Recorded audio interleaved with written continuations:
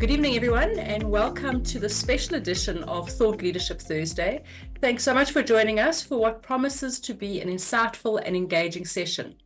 I see that we do have a number of new people on here tonight. Welcome to the world of Cashbox Global and protected equity investing. We are the leading providers of hard currency, protected income, and growth structured notes. And if you would like to connect directly, just pop a note into the chat and then we will reach out to you tomorrow. So you don't know what you don't know. And what these TLT sessions are about is lifting the lid on what you should know as an investor. Navigating today's markets can be challenging, especially with the uncertainty around global growth, inflation, the tariffs, shifting trade policies. But with uncertainty also comes opportunity, and that's exactly what we're here to explore tonight. So as we go along, if you do have any questions, just pop them in the chat as well, and we will respond to them by the end of the session. As usual, we always have some housekeeping, a reminder that we don't offer any advice. This is a thought leadership session, and we always encourage you to do your own due diligence, and if necessary, to seek suitable financial advice before taking any action. Our full disclaimer is available on our website, which is www.cashbox.global. As I was saying, it's been a real roller coaster for investors, and the volatility in the global markets have left so many people wondering how best to position their portfolios. I was saying earlier, it's a little bit like watching a car crash in slow motion. Whilst uncertainty can feel unsettling, smart investors know that informed decisions that are grounded in data, strategy, and expertise can make all the difference. That's why we're so excited to have somebody like Andy Merricks join us tonight, all the way from the UK, who's a highly respected portfolio manager from IDAD. Together with Andrew, Chad, and Graham, who you've met on previous webinars, we're going to try and give you some perspective to look at what is going on currently at the moment. Andy has worked in financial services since 1987. His management of Thematic, future-focused investment, started in earnest in 2017, working with long-standing collaborator Tom McGrath. Andy is regularly asked to provide comment on a wide range of investment issues in the trade and retail press, as well as having featured on radio and television. His experience has led him to be asked to speak at conferences and most recently, Thematic Investment. Thanks everyone for joining this, and thanks Cashbox for asking me to have the chance to speak. My main task, if you like, was to shed some light on opportunities around today, what's going on in the world, but also I'm long in the tooth now, and I've been around for a number of years, and I've seen quite a bit come and go in my investing career. And at the end, I'll be passing on some of the things that I've learned, some of the things I picked up, which I think should hold people in good stead going forward in this particularly unusual period that we're in. If I'm to summarize what I think is going on, or what's going to happen, that won't take too long, because when the main man, I think we know who we're talking about, even he doesn't know what's coming out of his mouth the next minute, then it's difficult to try and gauge ourselves how to deal with it. So we just have to be on our toes, be alive, be sensible. But it does help if you look at how we've got to where we are. It's not the first time this type of thing's ever happened, and I'm sure it won't be the last. So here we go. That's the one. That's the one. What we're seeing at the moment is a change in the global hegemon. Hegemony, as it's said in the bottom left-hand corner, the political, economic, or military dominance or control by one state over others. We've had these periods before. This chart just goes back to the mere 1835. Even I don't remember that one. But that was when Britain was in the colonial seat, if you like, and was the main global hegemon. Then we had the period of instability that saw the two world wars, the period of the two world wars. And after that came the rise of America, United States as the global hegemon. It was slightly unusual because whenever there is a change in global hegemon, it almost always comes together with military conflict. But this one didn't, because it morphed into a Cold War between Russia and America for many decades. But things started to change when China started to re-emerge. And if this chart went back far enough, we'd see China were there certainly previously. China started to re-emerge and America began to decline as the hegemon, and we entered this period of instability. So this is what we're going through now, where there's a tug of war going on between different cultures, different countries, different regimes.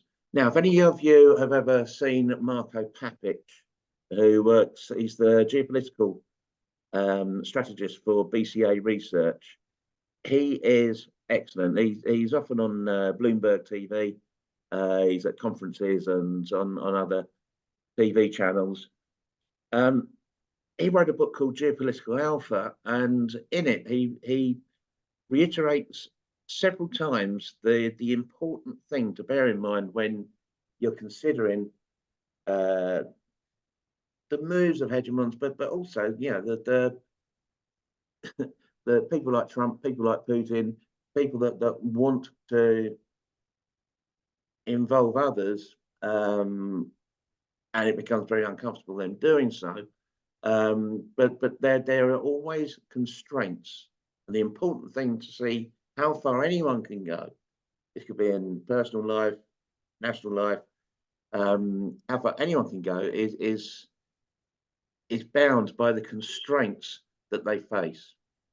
Now, in this quote, you've got preferences are optional and subject to constraints, whereas constraints are neither optional nor subjected to preferences. There is a big difference between what someone wants to do, what they say they're going to do, and what they can actually do. And we saw this previously with the Trump regime in 2016. A lot of what he said didn't happen. We saw the constraints that Putin faced. He might have wanted to take over Ukraine in 3 weeks, but 3 years on, we're still where we are, and the constraints that prevented him from doing so are very much there. So whenever we are concerned, whenever we're looking at the situation and how it's developing, thinking, where's this going to end? It's good to come back yourself and try to assess what the constraints are on a particular individual, a country, an entity, because it's the constraints that determine how far anyone actually goes. Now, when there's a change in hegemony, as there is going on now, it's probably not surprising to see what is happening in the world right now. With no dominant hegemon, you're starting to see countries with shared interests or shared adversaries start to bind together and work together to achieve economies of scale. So we're now seeing that Europe is very much having its identity put under the spotlight, and they're coming together from a defensive point of view, having been told in no uncertain terms that they've got to step up their own defense against whatever threats there are, in particular, in this case, Russia. But we're also seeing the beginnings of a grouping across the top of the Northern Hemisphere there, and with China, India, and Russia. Geographically, it makes sense for those three to work closer together. We certainly saw the Chinese and India were happy to buy Russian oil when they couldn't sell it elsewhere. And it sort of makes sense when you think about the global system breaking up, globalization retreating, that they should combine in some form to help each other. Latin America is another obvious big block that could work together. So I suspect we'll see more of this in the coming years of groupings and trade organizations and trade agreements, those sort of things. And it should come as no surprise that is a consequence of what we're seeing now. One thing, and I think this is important to bear in mind when we think about constraints, and I picked this out because it was only quite recently, on March the 19th, that the Straits Times said that Taiwan had identified 2027 as the potential year for a Chinese invasion of Taiwan. Now, Taiwan was at the forefront of most people's fears before Russia and Gaza happened. If China does move for Taiwan, then that will have serious implications for global stability. And I think it's significant that China have been very quiet when all this has been going on in Ukraine and Gaza, and even with with Trump getting back into power, they've been quite not as, there hasn't been so much confrontation between China and the States at the moment. If this happened though, if this became a real threat, it's what I say about constraints. Look at that little body of water between Taiwan and China. That's about 100, 120 miles, I understand. That is not easy to creep up on a country and launch an invasion of them. Also, I was speaking to a Chinese lady who ran an ETF that was focused upon Chinese internet stocks. And she made the point that China doesn't know if its military actually works because they haven't had a chance to practice. They haven't been in conflict over the last 80 years or so. And so it would be a big risk from China's point of view to launch an attack without knowing that. And I suppose you could look at what happened with the Russian troops going into Ukraine. Until you actually try something, then you don't know if it's going to work. So bear that in mind. This isn't a particularly happy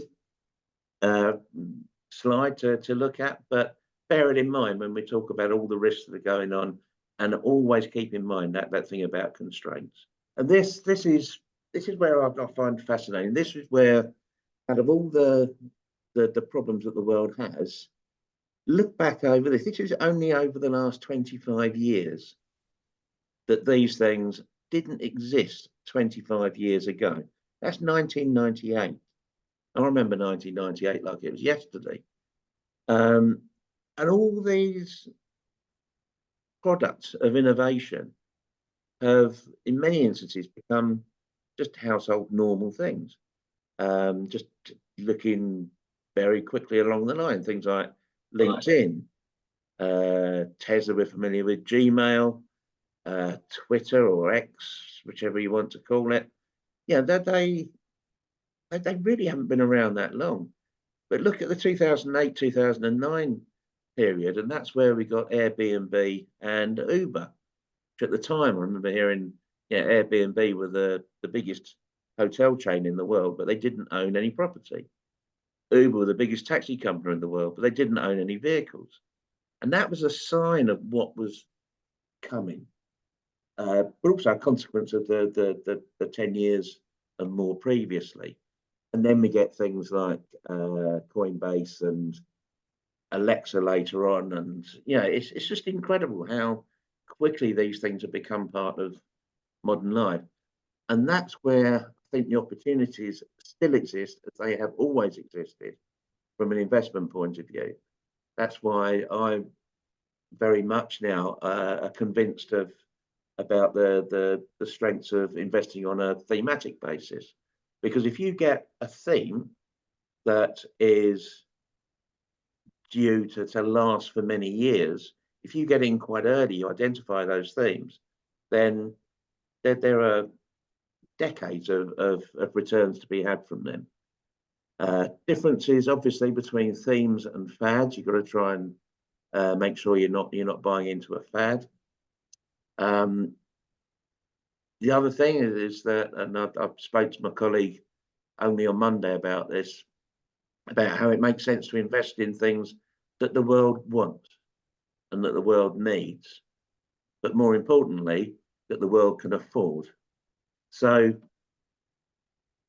that explains in many ways why some of the green alternative energy funds have suffered lately, because the cost of them isn't, they can't meet the cost of those.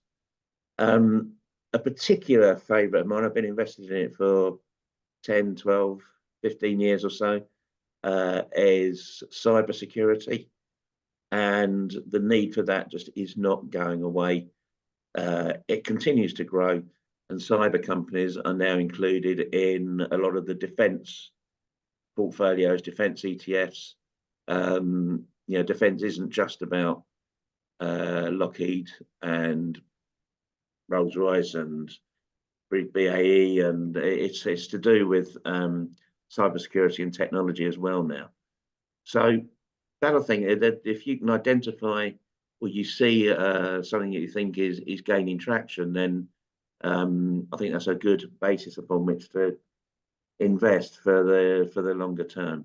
This is a chart that I console myself with sometimes when things look a bit bleak, because, and this is going back to 1970, and I do remember that. My hairstyle and clothing was a bit different back then, but I do recall it, not always fondly. But this is why investing in $10,000 back in 1970,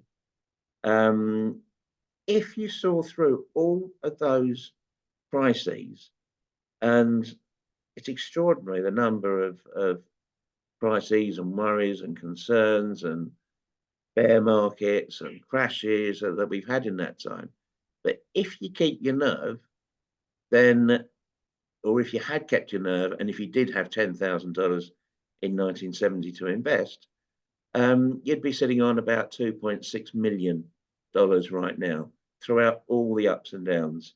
And I think that's always worth bearing in mind, that we haven't reached the stage just yet where humans are so stupid that there will be no tomorrow. So assuming that tomorrow dawns and the world keeps turning, then returns should continue to be made if you invest sensibly, but also invest in what the world needs and what the world wants. A good graphic example of what investing over different timescales means, from the very short term, one day, this is back since 1937, so yeah, before my time. But that's basically over one day you invest, and it's a toss of a coin. Even then, slightly in your favour of making money, which is interesting. But as you hold for 1 month, 3 months, 1 year, 3 years, 5 years, 10 years, the probability of a return, a positive return, just grows. It's almost a no-brainer. So yeah, for those of us who have the long term to invest in them, bearing in mind I'm now 65 and my long term is far shorter than it used to be. I haven't got to that stage yet where I go to the supermarket and I avoid the green bananas. I'm still positive enough that I can put them in my shopping basket. But long terms are made up of lots and lots of different short terms, and it's surviving those short terms that see you through to the long term. And it's just being sensible, using a bit of common sense when investing short term into the long term, because they're both viable. There are many different ways of making money, as there are many different ways of losing money, but you can make money in many different vehicles different strategies, but most of it is just using a bit of common sense, I think. Right, so that's my quick trip through history, and why is the state in the state it's in, what we can learn about long-term investing. I was asked to talk about some of the things that I've picked up in my years in investment as a fund manager, going back right at the beginning as an advisor, and there was a long spell in between when I was running client portfolios, and about 900 million sterling of that. And what have I picked up as I've gone along? And these are just some of the things. Now, I've included this one as a slide because I saw this quote only 3 days ago on Bloomberg.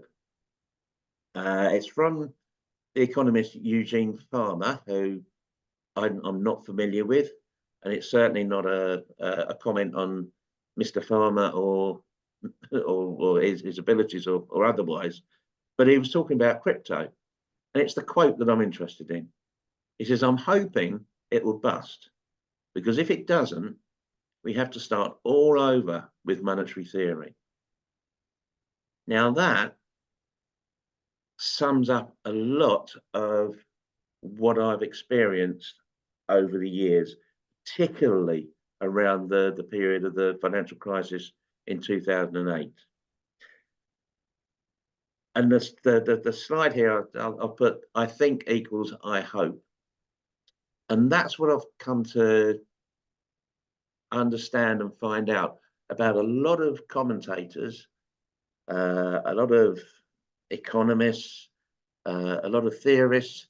They speak with authority and they say, I think so-and-so is going to happen. Actually, what they mean is, I hope so-and-so is going to happen. Because it was shown graphically in the 2008 crisis where interest rates went to zero. And that wasn't in anyone's experience. No one knew quite what to do about that. In the years leading up to it, through the 70s, 80s, 90s, right up to 2007, 2008, it was, all the returns were built on a constant flow of credit. And the financial crisis was also known as the credit crunch for a reason. And suddenly that credit dried up.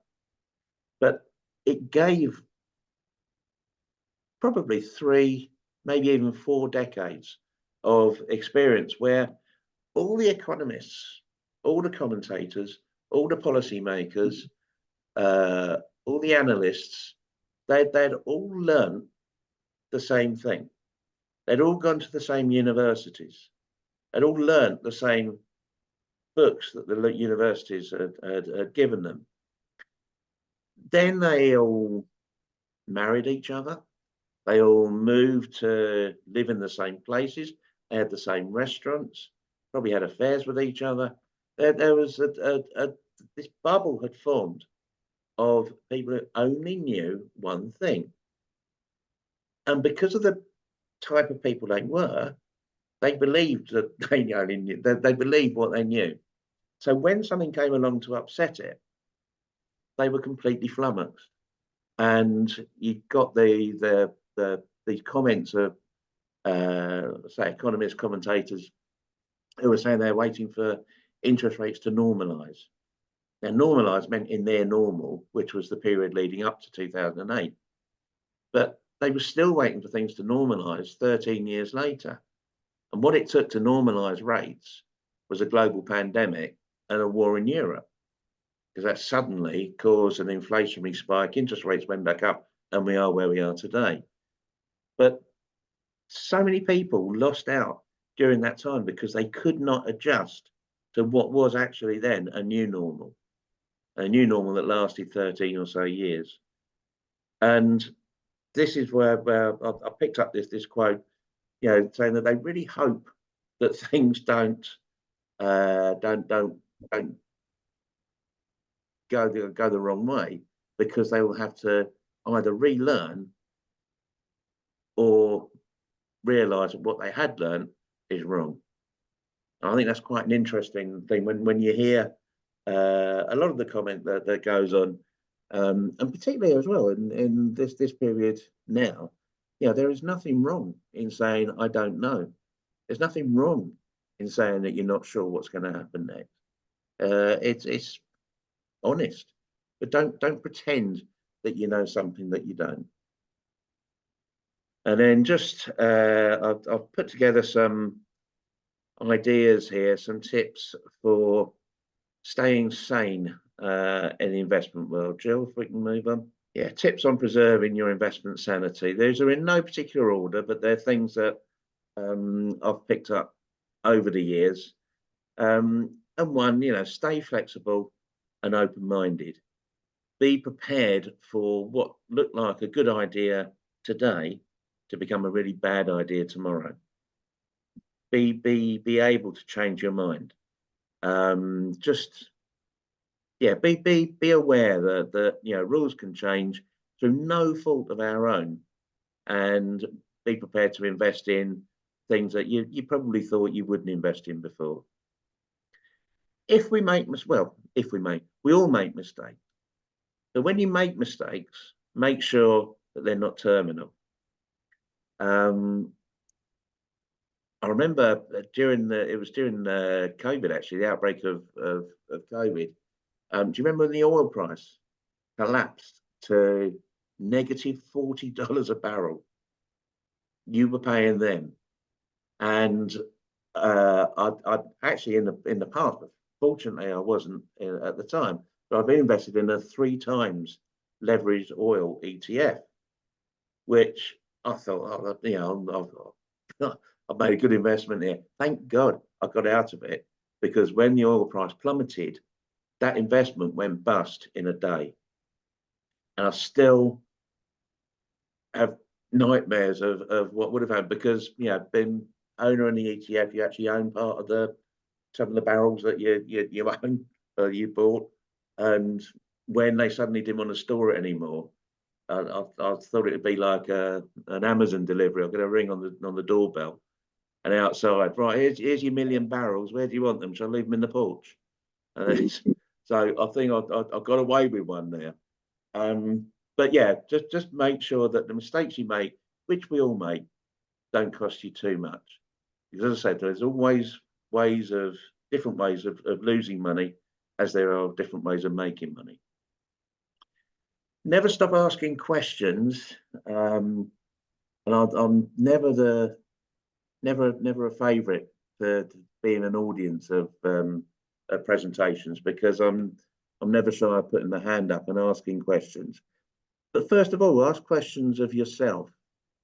What I found really useful over the years is to look at any portfolio that I run, and just stop and say, if I was putting together a portfolio today based on what I'm thinking today, would I still have in the portfolio everything that I've got in there now?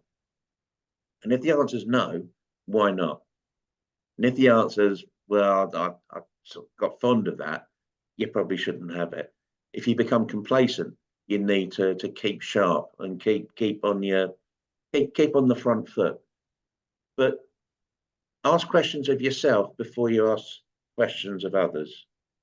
But when it comes to the experts, don't be afraid to ask questions of them either, because, as I say, if they get up there and speak with great authority and certainty, then I found one little word that they don't like, and that little word is why.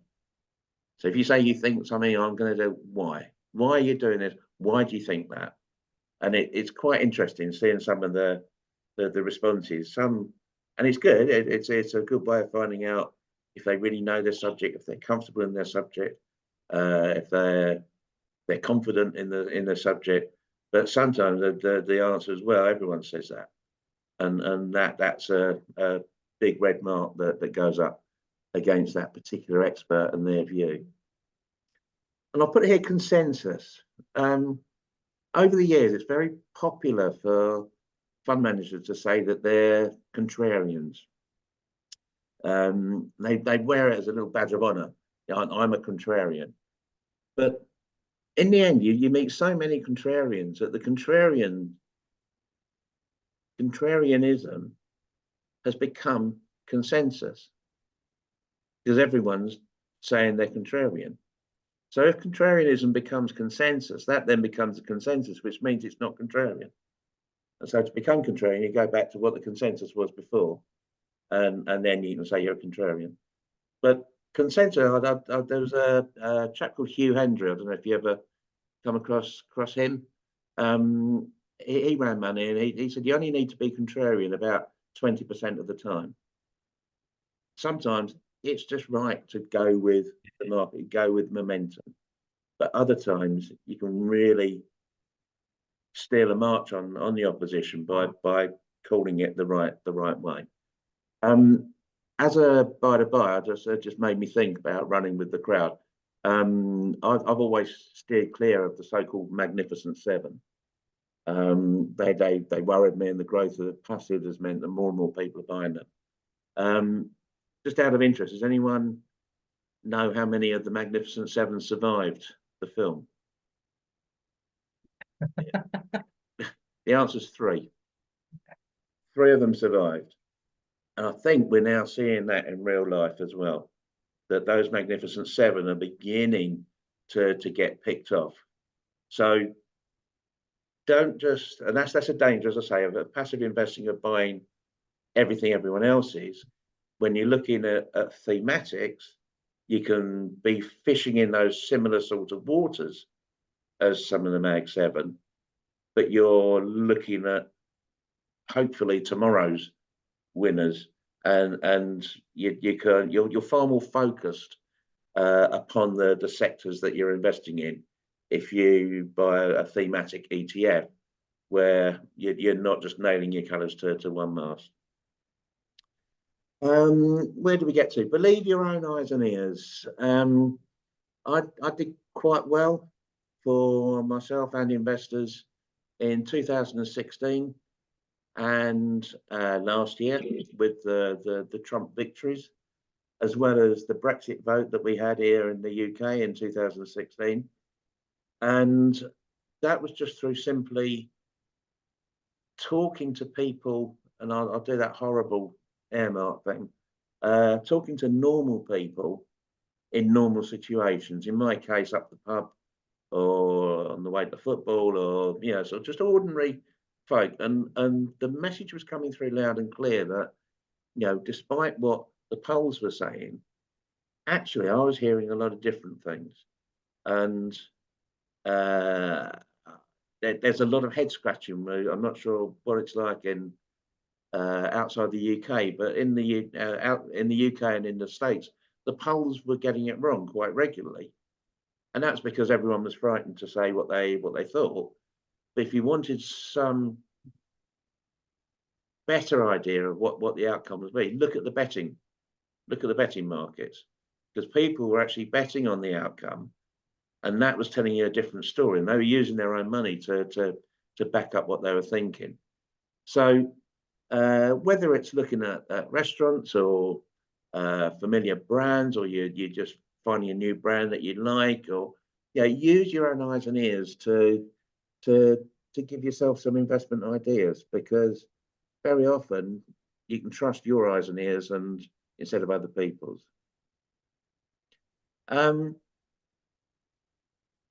Since 2008, one of the best ways to predict what is going to happen is to say that will never happen. It is quite uncanny the number of times it occurred. For example, the crisis itself, banks will go bust. Well, that'll never happen. Biggest insurance company in the world will go bust. That will never happen. The leader of a reality TV show in America called The Apprentice will become president of the United States. Oh, that will never happen. In this country, Leicester City will win the Premier League. That will never happen. And even more recently, we'll all be told to stay at home, stay indoors for 3 months, not go out. But tell you what, we're going to pay you to not work. Well, that will never happen. These that will never happen moments are occurring more and more regularly. So never dismiss the thought that something unthinkable can happen. And that goes back again to my thing about, you know, the academics in particular who find it quite difficult to come to terms with things that don't fit their particular box and way of thinking. Quickly moving on, don't panic is quite a, well, it's an important thing not to do. Many a mistake, I've made mistakes in the past. When something's happened, come up on the news, oh my God, that means so-and-so, I'll go and sell. And then that doesn't come through, or worse still, the consequences are far less serious than anticipated. But then by the time I try and get back in again, psychologically, I'm thinking, well, you know, I've missed the bottom now. So, yeah, I'll best leave it. It's a disastrous thing to do, to panic sell. That is not the same as saying that you don't sell when something materially changes. But yeah, try not to panic, because that's, in my terms, always ended up as a regretful move. And don't ever think you cracked it, because people like me have got very selective memories when we get things right. Yeah, we love to tell you about when we get things right. I've already told you how I got the elections right. I haven't told you about the ones I got wrong. And so whenever you think you've got there, whenever you think you cracked it as an investor, something is waiting around the corner to pull you down the, as we like to say, you climb the stairs and you fall out the window. And just make sure that the window you get to and fall out of isn't too high up, that it means you end up as a terminal case. And it's why I'm still doing this job to the best of my ability now, and still enjoy it, because it's an enjoyable thing to do. But one of the reasons I'm still here as well, is that I can always find ways to switch off. I think that's important in life, not just in investing, but if you can find ways of switching off, nothing wrong with reading a book, nothing wrong with watching the telly, nothing wrong with going for you know, watch football or sport of the weekend, nothing wrong with going off on holiday and leaving it all behind you. So yeah, I think that's probably me going on long enough. Obviously open to questions if anyone's got any, or any other comments. So what I'd like to do before we move on to questions, is actually bring Chad in, because Chad, you know, you've been on an investor journey, on the investor journey, and that's how Cashbox was what came to be. You've been a segregated investor and you have a structured note portfolio. Is there anything that you'd like to highlight, you know, from an investor perspective, looking at what Andy has shared with us, your experience, and, you know, you've both seen, you've been through the highs and the lows. Cool. Thanks, Jill. Andy, thank you. I really enjoyed that. And there are lots and lots of questions, I'm sure. I have some for you too. So I didn't know if I should be happy or sad, but when I watched or had a look at your 25-year-old slide of what's been invented in the last 25 years, I know every one of them. I'm not sure if I should be excited or sad, but there you go. And they're all there. And what's been brilliant, I've been on the structured note journey with Andrew for the last 8 years. And as you were chatting about constraints and protection and moats, et cetera, the whole idea then with the structured note as part of a balanced portfolio is, how do we build in protection? And one of those things, wonderful thing with the structured notes, it doesn't need the share price to rise. But I think you've hit on exactly what it's about. It's how do we stay in the right themes for the upcoming period?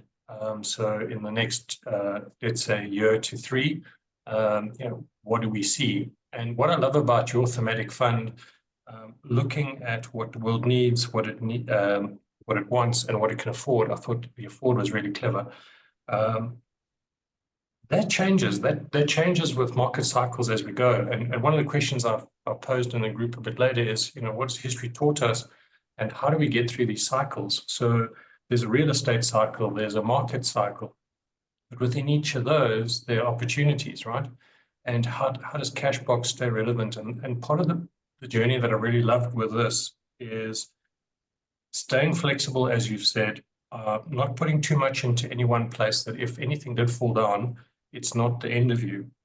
So thank you. I really enjoyed this chat.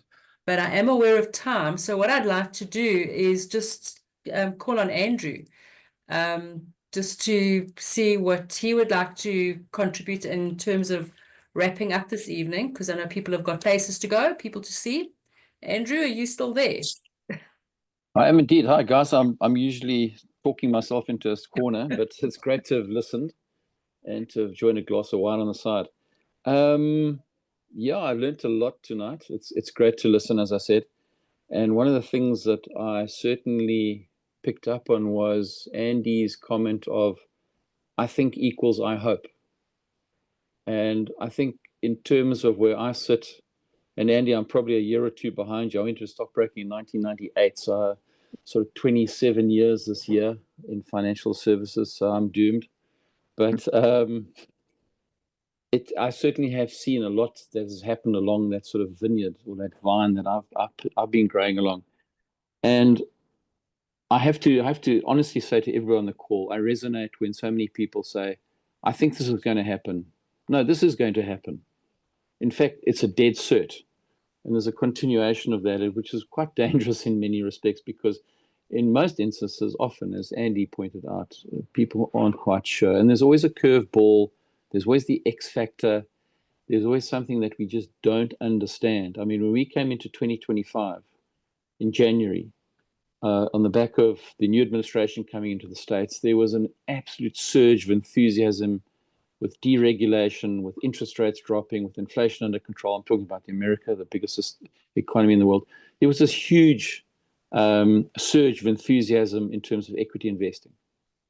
3 months later, on Monday, it's the end of the first quarter. The three indexes are down. People's retirement, talking about the States now, investment funds, everything, short term. And 3 months is short term. It absolutely is. It's looking quite dire. The darlings, we mentioned the Mag 7. We've got them littered around in many of our notes. They've done exceptionally well during the tech boom, etc.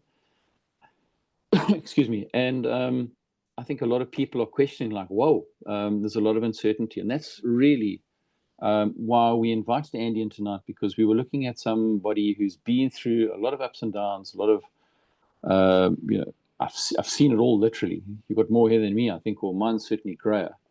I've got the face to prove it, though, Andrew. I just live hard on the weekends and go fishing.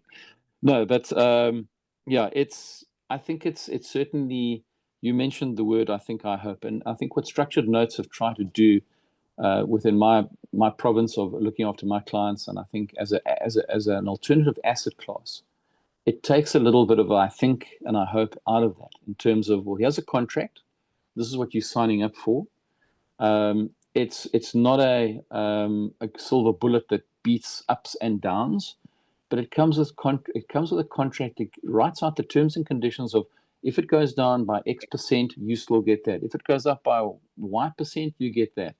So it's a little bit, as I mentioned earlier to some clients, it's a little bit of a bearish product in terms of you giving up the upside, the unlimited, world's the oyster, in terms of saying, I'm prepared to take 12 or 13 or 14 or 15% per annum on a conditional or a guaranteed basis, whatever the structured note is. And that's the beauty of these notes. They come out regularly. There's a flare of different notes for different people who interrogate them, who look at them. And I think what we do, as you've done tonight, Andy, is we put together not just a fact sheet and say, here's a product. We're an education crusade, I think. That's certainly Chad and certainly Jules' side of things, of teaching people, educating people, of taking ownership and not abrogating to, you're a number in an insurance company or a bank or an investment company, of understanding what you're doing. And yes, as Andy said, things don't always go the right way. You get things wrong. We make mistakes.